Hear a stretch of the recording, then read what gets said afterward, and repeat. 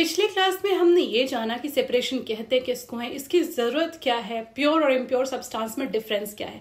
लेकिन आज के इस वीडियो में हम ये जानने वाले हैं कि वो कौन कौन से मेथड्स हैं जिसका हम इस्तेमाल करते हो डिफरेंट काइंड ऑफ पार्टिकल को सेपरेट करने में। So hello everyone, welcome back to my channel. आप देख रहे हैं सौम्या आर सिंह ऑफिशियल और आज के इस वीडियो में हम बात करने वाले हैं डिफरेंट मेथड्स ऑफ सेपरेशन। जी हाँ, अलग अलग सेपरेशन के मेथड्स के बारे में हम जानने वाले हैं according to different kind of particles.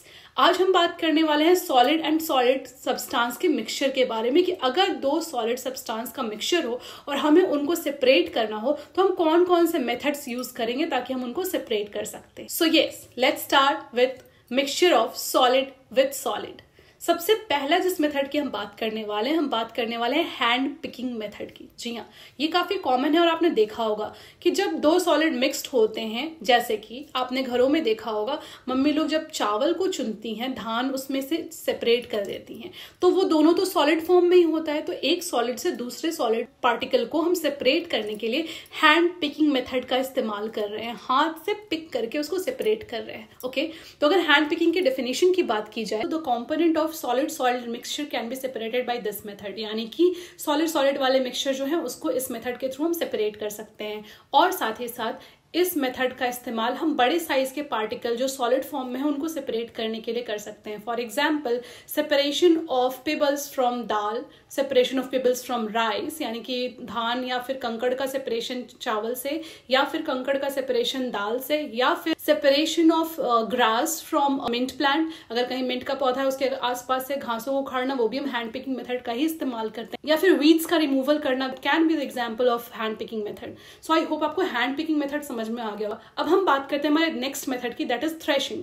Threshing method वो मेथड है जिसमें कि जो ग्रेन्स होते हैं उनके स्टॉक को बीट किया जाता है, पीटा जाता है, ताकि उसमें से उसके सीड्स हैं ग्रेन के वो निकल के आ सके। So this is the process in which stalks are beaten to free the grain seeds. Threshing को करने के लिए हम बुलक कार्ट्स या फिर थ्रेशर का इस्तेमाल भी करते हैं और ज्यादातर ये प्रोसेस फार्मर्स करते हैं अनाज में से उसके दाने को अलग करने के लिए। नाउ हमारा नेक्स्ट प्रोसेस है विनोइंग। विनोइंग भी एक प्रकार का ऐसा प्रोसेस है जिसमें कि ग्रेन को उसके स्टॉक से अलग करते हैं, उसके शैफ्ट से, उसके खोल से अलग करते हैं with the help of wind.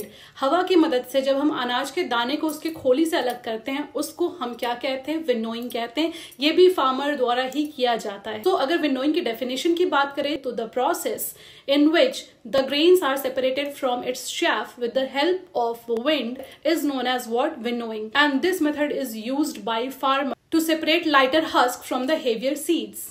अब नेक्स्ट वीडियो में हम बात करेंगे हमारे नेक्स्ट प्रोसेस की, that is sieving and sublimation. So I hope आपको आज का वीडियो काफी इन्फॉर्मेटिव लगा हो, आपको कुछ टर्म्स के बारे में क्लियरली पता चल गया होगा कि कैसे दो सॉलिड मिक्सचर को सेपरेट करते हैं, कौन कौन से मेथड है, जिसमें हमने सबसे फर्स्ट बात की थी हैंड पिकिंग मेथड के बारे में, वो क्यों किया जाता है, किस टाइप के पार्टिकल को सेपरेट करने के लिए किया जाता है, वो आपको पता लग गया होगा। देन हमने थ्रेशिंग और विनोइंग की बात की थी, उसके बारे में भी आपको पता चल गया होगा। सो आई होप आपको आज का वीडियो इन्फॉर्मेटिव लगा हो। तो अगर आपको आज का वीडियो इन्फॉर्मेटिव लगा है then please do like my video, share it among your friends and subscribe my channel. Thank you so much for watching it. स्वस्थ रहें, खुश रहें।